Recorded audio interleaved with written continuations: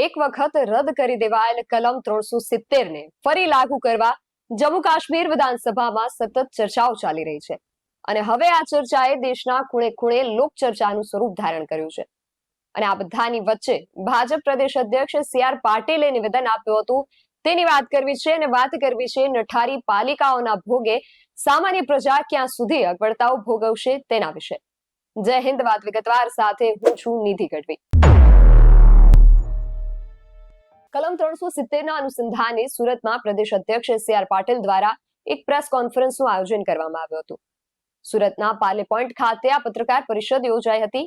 કાશ્મીરમાંથી રદ કરાયેલ કલમ 370 અને 35A ને ફરી લાગુ કરવા જમ્મુ અને કાશ્મીર વિધાનસભામાં કોંગ્રેસ અને એનસીએ ઠરાવ મૂક્યો છે। જમ્મુ કાશ્મીર વિધાનસભાના ગેરબંધારણીય ઠરાવને લઈને આ મુદ્દો ફરી વકર્યો છે। સૌપ્રથમ તો શું કહ્યું સી આર પાટીલે એ સાંભળીએ।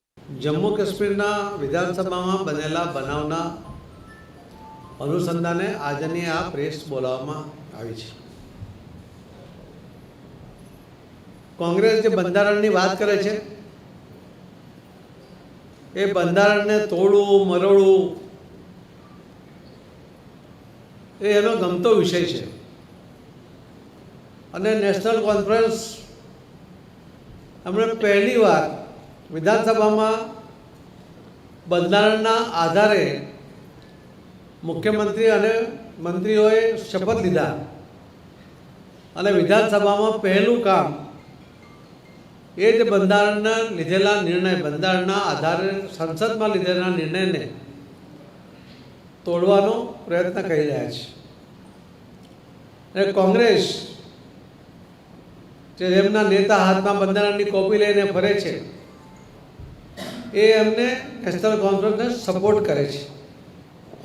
370ની કલમ રદ કરવા માટે અને 35Aની કલમ રદ કરતી વખતે સંસદમાં સંપૂર્ણ બહુમતી સાથે ખૂબ ચર્ચા વિચારણાને અંતે લેવાયેલા નિર્ણયને અવગણવાનો પ્રયત્ન કોંગ્રેસ અને એનસી બંને મળીને કરી રહ્યા છે। 370ની કલમ રદ થવાથી ફક્ત દેશમાં નહીં પરંતુ જમ્મુ કાશ્મીરના લોકોને પણ એમ લાગે છે કે કાશ્મીરમાં એમને ખરા અર્થમાં સ્વતંત્રતા મળી છે। 370ની કલમ હોવાને કારણે દીકરીઓ જો અન્ય જગ્યાએ લગ્ન કરે તો એમને પ્રોપર્ટીમાંથી પિતાના પ્રોપર્ટીમાંથી એમને જે ભાગ મળવો જોઈએ એમને જે હિસ્સો મળવો જોઈએ એ મળતો નહોતો। દલિત સમાજ અને આદિવાસી સમાજના જે ભાઈ બહેનો જે જમ્મુ કાશ્મીરમાં છે એમને પણ કોઈ રિઝર્વેશનનો લાભ મળતો નહોતો। એમના અધિકાર ત્યાં છીનવી લેવામાં આવ્યા હતા। 370ની કલમ રદ કરવાને કારણે આદિવાસી સમાજ હશે, લઘુમતી સમાજ, દલિત સમાજ કે બહેનો આ દરેકને પોતાના અધિકારો પ્રાપ્ત થયા છે કે જે આ દેશમાં જે અધિકારો છે એ દરેકને મળવા જોઈએ। જે કાશ્મીરને મળતા નહોતા એમને કાશ્મીરના લોકોને પણ મળતા થયા છે। 370ની કલમ રદ કર્યા પછી તમે જોયું હશે કે આતંકવાદી હુમલાઓમાં પણ લગભગ 70%નો ઘટાડો થયો છે કે ત્યાંના લોકોને પણ હવે મુક્તિ મળવાને કારણે એ પણ ખુલીને બહાર આવતા થયા છે અને આતંકવાદને બદલે એ દેશના વિકાસમાં સાથે જોડાઈને એ આગળ વધવા માંગે છે। એક ચૂંટાયેલી સરકાર રાજ્યમાં વિકાસના કામોને અગ્રિમતા આપવાને બદલે પહેલું કામ સંસદ દ્વારા લેવામાં આવેલા નિર્ણયને તોડવાનો પ્રયત્ન કરે, એમાં કોંગ્રેસને સપોર્ટ કરે। મારે આપના માધ્યમથી કોંગ્રેસના નેતાઓને પણ પૂછ્યું છે કે ક્યાં છે આપણી બંધારણ પ્રત્યેની વફાદારી, ક્યાં છે? બંધારણ દ્વારા પ્રાપ્ત થયેલ આદિવાસી ભાઈ બહેનો અને દલિત ભાઈ બહેનો કે મુસ્લિમ દીકરીઓને મળેલા અધિકારનું રક્ષણ કરવામાં તમને વાતો શું છે? તમે કેમ એમના અધિકાર છીની લેવા માંગો છો? આનો જવાબ એમણે આ દેશને આપવો પડશે, એ તો આ દેશના લોકો એમને જવાબ આપશે એવો મને વિશ્વાસ છે। હું આપના માધ્યમથી ફરીથી સૌ ભાઈ બહેનોને વિનંતી કરું છું કે કોંગ્રેસનો અને નેશનલ કોંગ્રેસનો અસલી ચહેરો એ આજે આપણે સામે જોવા મળી રહ્યો છે. પરંતુ એમના ગમે એટલા ધમપછાડા હશે, ગમે એટલા પ્રયત્ન હશે, ગમે એટલી એમની મેલી મુરાદ હશે, પરંતુ એ પૂરી થવાની નથી. 370ની કલમ જે રદ થઈ છે, જેને સુપ્રીમ કોર્ટે પણ માન્યતા આપી છે, એ ચોક્કસપણે એ રહેશે અને કોઈ હટાવી નહીં શકે. એનો પણ આપણે હું વિશ્વાસ આપું છું. આ અંગે સી.આર. પાટીલનું કહેવું છે કે કોંગ્રેસ સાંસદમાં લીધેલા નિર્ણયને તોડવાનું કામ કરે છે. જોકે બંધારણને તોડવું મરોડવું એ કોંગ્રેસનો સ્વભાવ છે. જમ્મુ કાશ્મીરના લોકોને ખરા અર્થમાં હવે સ્વતંત્રતા મળી છે. તેમના અધિકાર છીનવી લેવામાં આવ્યા હતા. એ દીકરીઓ જે બહાર લગ્ન કરતી હતી, તેમને તેમના પિતાની સંપત્તિમાં પહેલા હક અને અધિકાર મળતો ન હતો, જે હવે મળી રહ્યો છે. પરંતુ 370 અને 35A ના સંદર્ભે લેવાયેલ નિર્ણયને કોંગ્રેસ દ્વારા અવગણવામાં આવી રહ્યો છે. 370 કલમ રદ કર્યા પછી આતંકવાદી હુમલામાં પણ 70% ઘટાડો થયો છે. તેમણે આગળ એવું કહ્યું કે આતંકવાદના બદલે દેશના વિકાસ સાથે જોડાઈને હવે ત્યાંના લોકો આગળ વધવા માંગે છે. રાષ્ટ્રના વિકાસને અગ્રિમતા આપવાને બદલે કોંગ્રેસ તેને તોડવાનું કામ કરી રહી છે. કલમ 370 દૂર કરવાના કારણે આદિવાસી અને દલિત સહિતના દરેકને અધિકારો પ્રાપ્ત થયા છે. દરેક સમાજના અધિકારોને આપવામાં આવેલ અધિકારથી કોંગ્રેસને શું વાંધો છે? આજે કોંગ્રેસ અને નેશનલ કોંગ્રેસનો ચહેરો સામે આવી ચૂક્યો છે. 370ની કલમ રહેશે અને તે નહીં હટે તેવો હું વિશ્વાસ આપું છું. ઉપરાંત આ કલમ હટ્યા પછી આદિવાસી અને લઘુમતી સમાજ તેમજ તમામ લોકોને ન્યાય મળ્યો છે. સી.આર. પાટીલનું કહેવું છે કે કોંગ્રેસ અને ગાંધી પરિવાર બંધારણ પ્રત્યે ક્યારેય વફાદાર નથી રહ્યા. કોંગ્રેસનો ઇતિહાસ આજે અહીં પ્રદર્શિત થઈ રહ્યો છે, તેનો જવાબ દેશના લોકો કોંગ્રેસને આપશે. જમ્મુ કાશ્મીર સરકાર અને કોંગ્રેસ બંધારણને તોડવાનો પ્રયાસ કરે છે.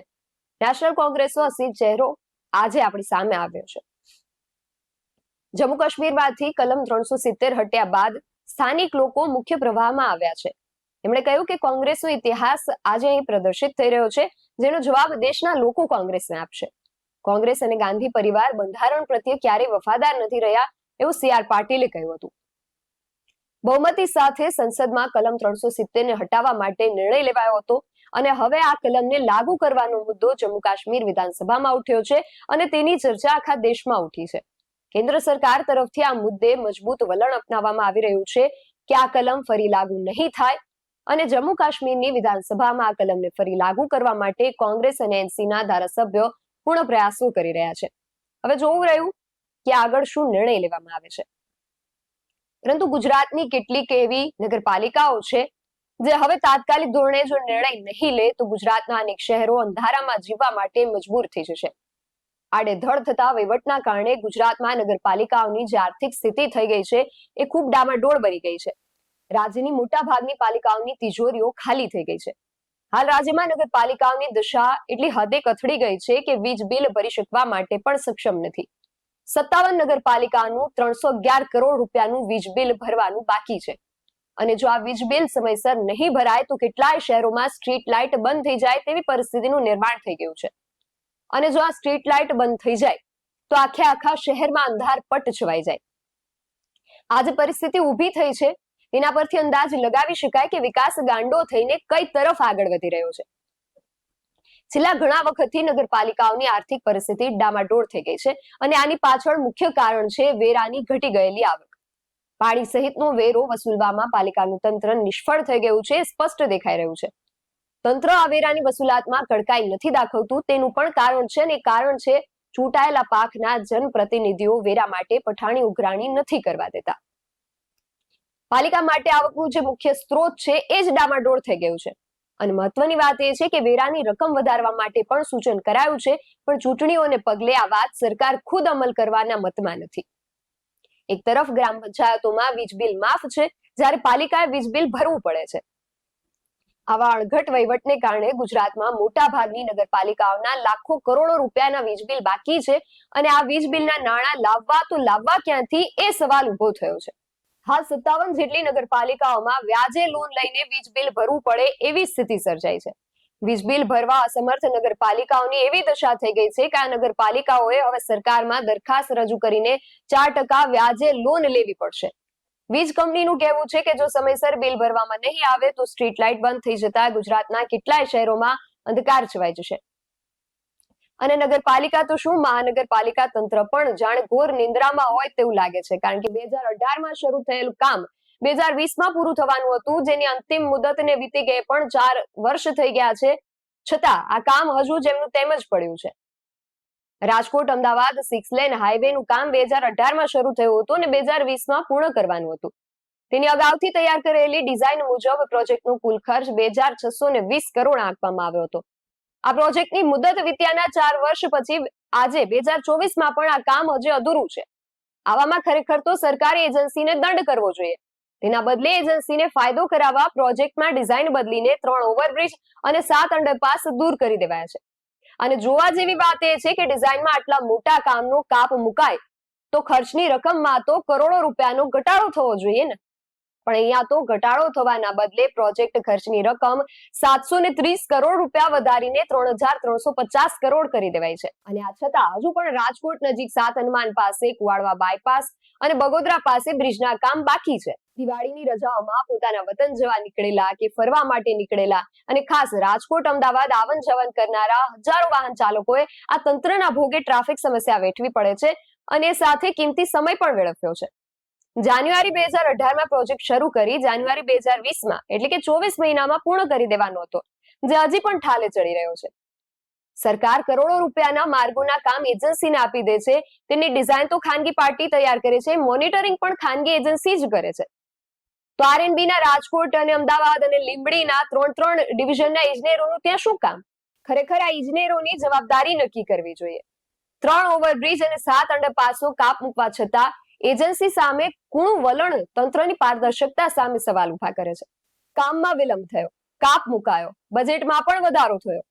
તંત્રનું આવું ઢીલું વલણ અંતે સામાન્ય પ્રજાએ ભોગવવું પડે છે અને નિંબ્રા અને નઠારા તંત્રના કાન સુધી પ્રજાની આ મુશ્કેલીઓ અને તેમના પ્રશ્નો તો પહોંચતા જ નથી.